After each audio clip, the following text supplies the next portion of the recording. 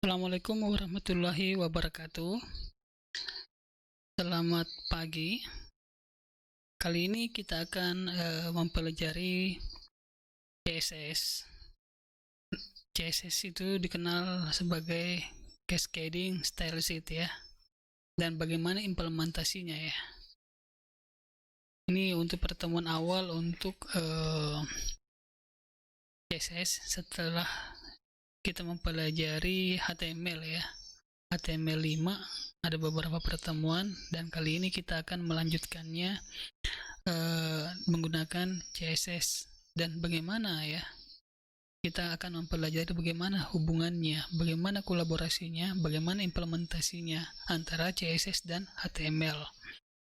Seperti kita ketahui bahwa CSS itu adalah dia akan mengatur tampilan ya, bagaimana tampilan itu menarik untuk dilihat, bagaimana tampilan itu ya cantik untuk dilihat, diperhatikan, sehingga banyak sekali metode-metode ya penggabungan atau kolaborasi antara CSS dan HTML.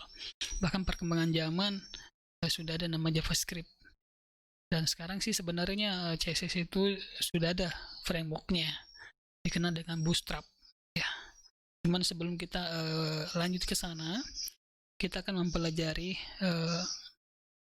ya, kita berkenalan dulu ya CSS itu dan bagaimana cara kerjanya. Oke, lanjut.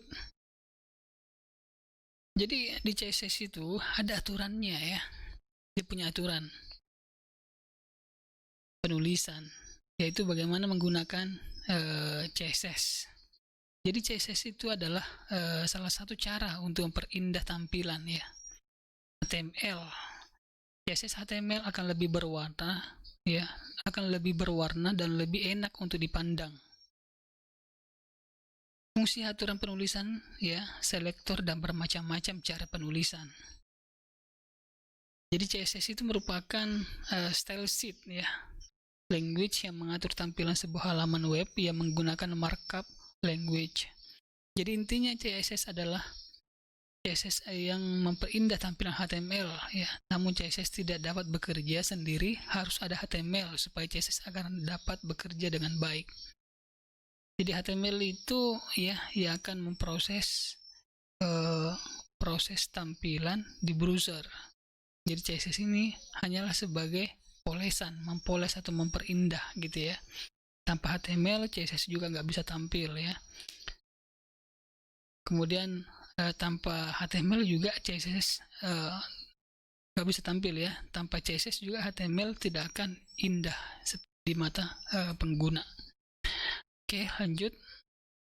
Fungsinya adalah dapat mengubah font ya, ukuran font, warna, dan format font itu. Jadi bisa diperbesar, bisa diperkecil gitu ya. Kemudian mengatur ukuran layout ya, atau tampilan, lebar, tinggi, dan warna elemen.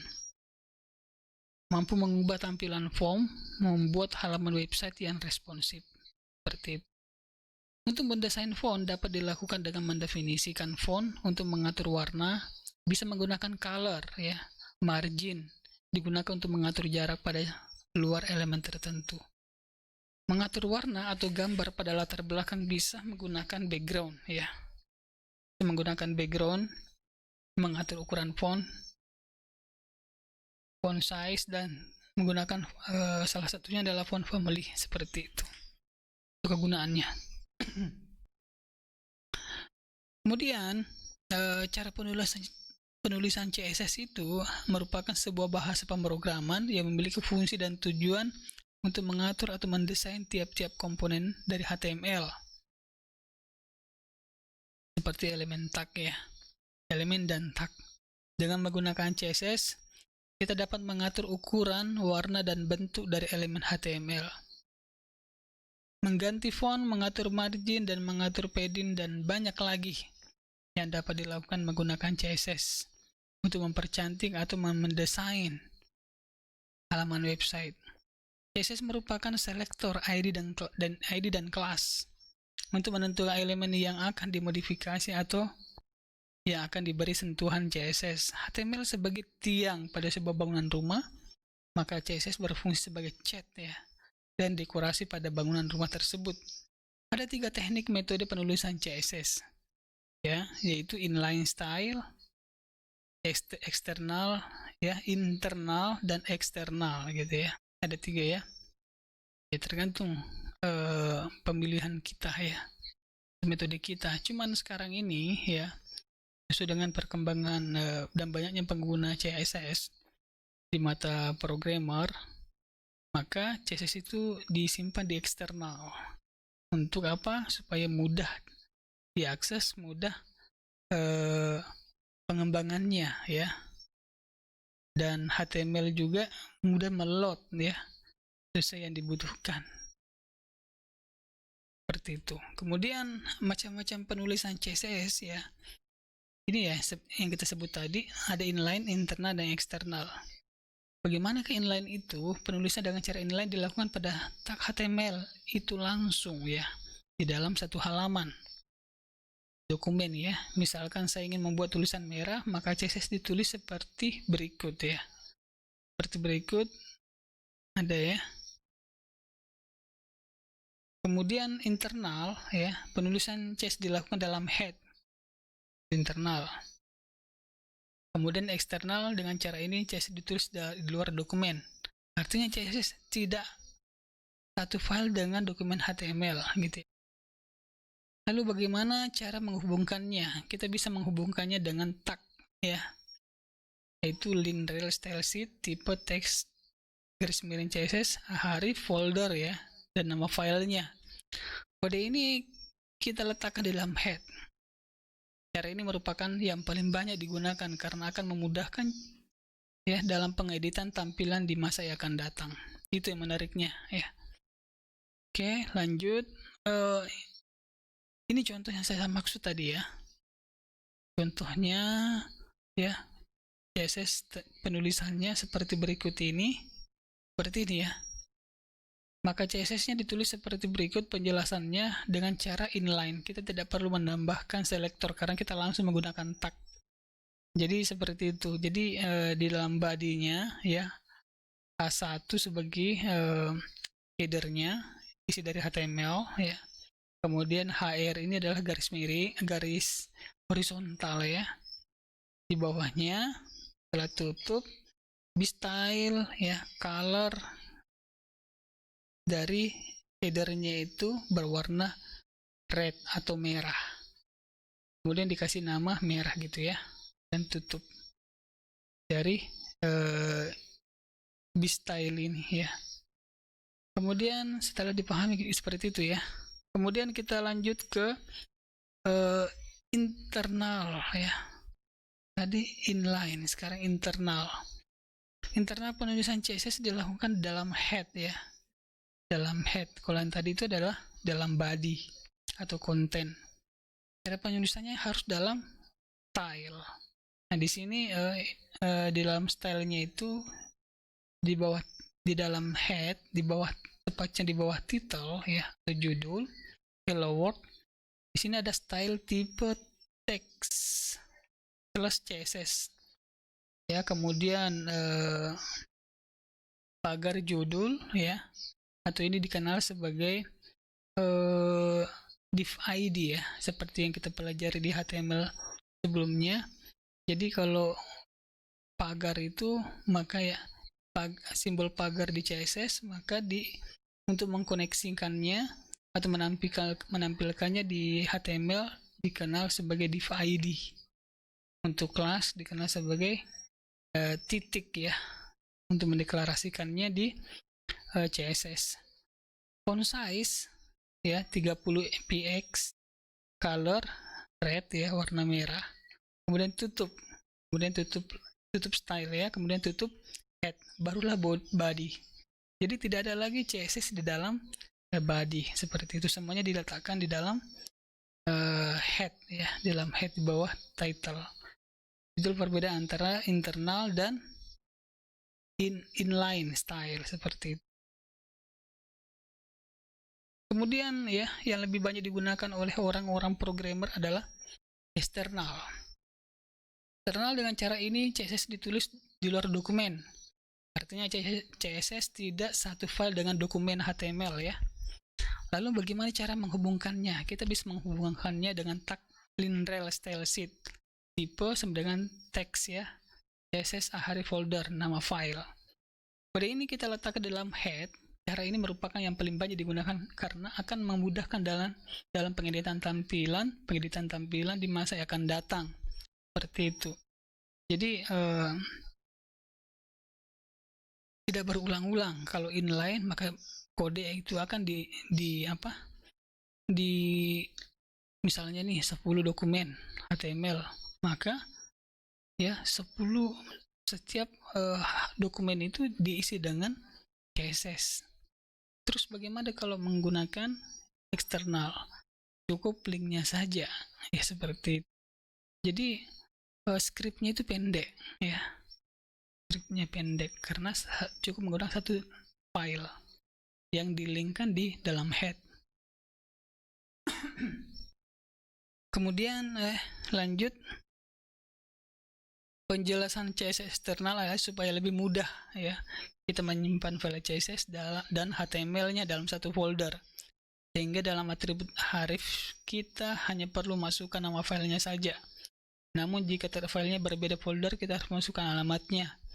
Misalkan file CSS kita berada dalam folder CSS, maka kita akan menuliskan Ahref CSS style.css. Hasilnya akan sama seperti contoh yang internal karena kita menggunakan properti dan value yang sama. Cuman posisinya saja yang berbeda dan nama foldernya yang berbeda gitu ya. Cara penggunaan CSS disimpan dengan ekstensi .css, kemudian diimport atau dihubungkan dengan dalam file HTML atau PHP yang kita desain dengan CSS menggunakan sintak berikut. Ini adalah title web responsive ya. Ini adalah dalam head linrel style sheet tipe teks ya. Ahref template.css. Kemudian tutup head. Inilah contohnya. Kemudian dengan tag link seperti di atas digunakan untuk menghubungkan file HTML dengan file CSS.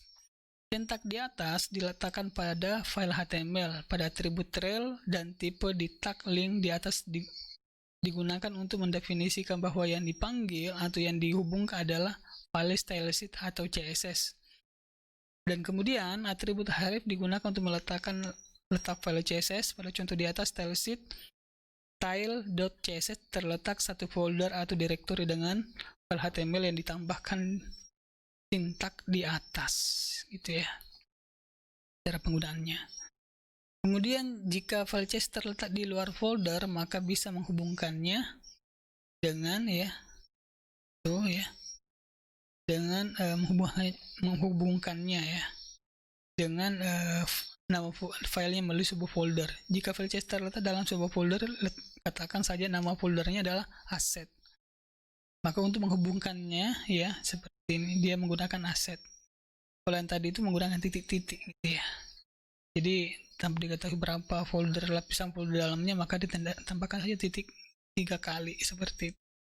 Tanpa ada asset di depannya. Itu perbedaannya. Kemudian fungsi utama CSS adalah memperindah halaman web seperti yang kita utarakan di awal tadi ya. Kemudian CSS dapat mengatur tampilan baik itu tulisan, gambar, latar belakang, warna, dan animasi. Aturan penulisan CSS dalam CSS kita harus tahu nama selektornya, properti dan value-nya. Selektor merupakan nama yang akan dipanggil untuk memunculkan CSS yang kita buat. Kemudian properti menunjukkan apa yang akan diubah. Value merupakan hasil perubahan yang diinginkan. Itu adalah ya. Jadi dalam CSS itu ada 3 hal. Pertama adalah selektor, properti, dan value. Itu yang perlu kita cermati. Kemudian aturan selektor ya CSS bekerja dengan mengaitkan aturan dengan elemen HTML. Aturan-aturan ini mengatur bagaimana konten elemen tertentu harus ditampilkan. Aturan CSS berisi 2 bagian, pemilih dan deklarasi. Aturan ini menunjukkan bahwa semua elemen harus ditampilkan dalam jenis huruf Arial. Selektor menunjukkan elemen mana yang berlaku aturan yang sama bisa berlaku untuk lebih dari satu elemen jika Anda memisahkan nama elemen dengan koma. Ya, deklarasi menunjukkan bagaimana elemen-elemen yang disebut dalam pemilih harus ditata. Deklarasi dibagi menjadi dua bagian, yaitu properti dan nilai, dan dipisahkan oleh tanda titik 2. Ini selektor ya. Jadi selektor itu adalah P ya, kemudian dideklarasikan, yaitu adalah kemudian tanda kurung kurawal awal, form family, kemudian titik 2 areal ya, kemudian tutup. Itulah deklarasinya dari selektor P. Tuh. Ya, sama saja ini adalah paragraf ya. Kalau di HTML jadi P itu ya, buka P, maka mendeklarasikannya atau memberi warna dan teks itu di CSS dengan cara seperti ini. Jelas ya? Kemudian format penulisan selektornya ya. Ini yang format selektor dan contohnya ya. Selektor properti 1 value 1, properti 2 value 2. Sebelah kanannya ini yang selektor B itu font size dengan 30 pixel dan warnanya adalah merah. Ini bisa tambahkan lagi di bawahnya. Misalnya dia posisinya float. Float itu adalah diletakkan di sebelah mana, kiri atau kanan gitu. Seperti itu. Atau kalau menggunakan justify bisa juga. Posisi mana? Center kah? Tengah kah? Ya, center atau tengah gitu ya, kiri atau kanan. Dan bisa lagi ditambahkan yang lain. Banyak selektor-selektor yang bisa kita tambahkan lagi ya. Banyak properti ya. Maksudnya banyak properti. Setelah itu ditambahkan lagi selektor yang lain untuk memperindah tampilan seperti itu. Penjelasan pada kode di atas adalah B, maka tampilan yang terpengaruh hanyalah tulisan yang memiliki tag B. Pada kode di atas tertulis font size dan color, itu berarti hal yang akan berubah ada pada warna dan ukuran font. Macam-macam selektor ya. Menggunakan tanda bintang, selektor ini menselek seluruh elemen yang ada di HTML sehingga seluruh elemen akan terpengaruh ya. Seperti itu. Ini menggunakan bintang, ini universal, berarti semuanya. Ya, ketika berbicara masalah font family, maka gunakanlah bintang. Tapi ketika salah satu selektor saja, yang satu paragraf saja, maka gunakanlah identik dengan itu. Paragraf 1 misalnya berarti P1 gitu. Ya. Jadi penjelasannya untuk bintang adalah seluruh teks yang ada akan berwarna merah dan memiliki ukuran 20 pixel. Kalau itu perbedaannya. Kemudian tag selektor menggunakan nama tag. Selektor ini mengatur tag yang dipilih. Pemanggilannya otomatis dan langsung tertuju pada tag tersebut. Cara memanggilnya adalah H1 ya. H1 itu judul.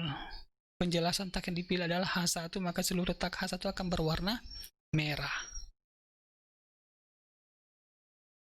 Jelas ya. Kemudian selanjutnya adalah kelas selektor yang menggunakan tanda titik dan diikuti dengan nama. Selektor ini mengatur tampilan di tempat selektor ini dipanggil.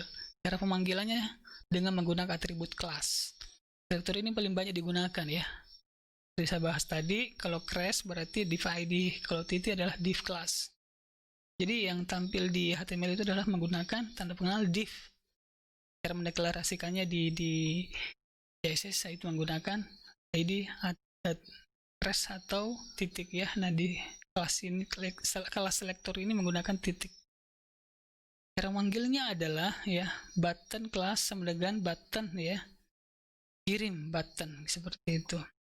Penjelasan tag button yang sudah diisi dengan atribut kelas, maka tombol yang dihasilkan akan memiliki warna background warna merah.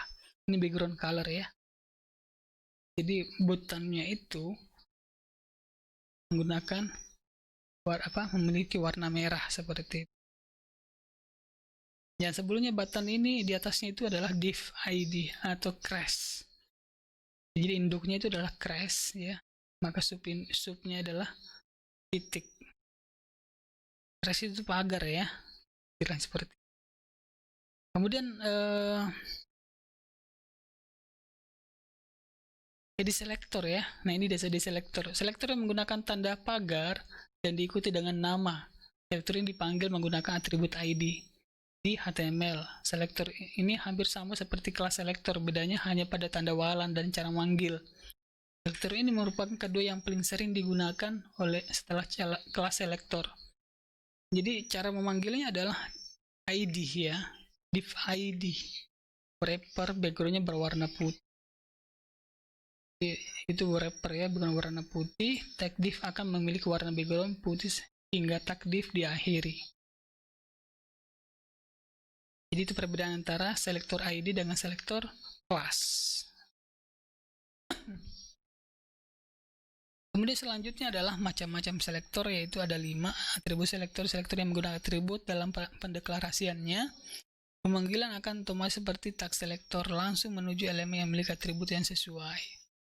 Cara memanggilnya adalah input tipe submit value kirim ya. Itu adalah untuk input submit atau kirim gitu ya. Penjelasan tag input akan memiliki atribut tipe dan isinya submit, maka akan memiliki panjang 30 pixel. Tapi ini juga berlaku untuk seluruh tag yang memiliki tipe submit. Sama seperti bilang tadi ya, sama kirim atau submit itu sama gitu. Jadi sama saja dari pembahasan materi sebelumnya, post dan get ya.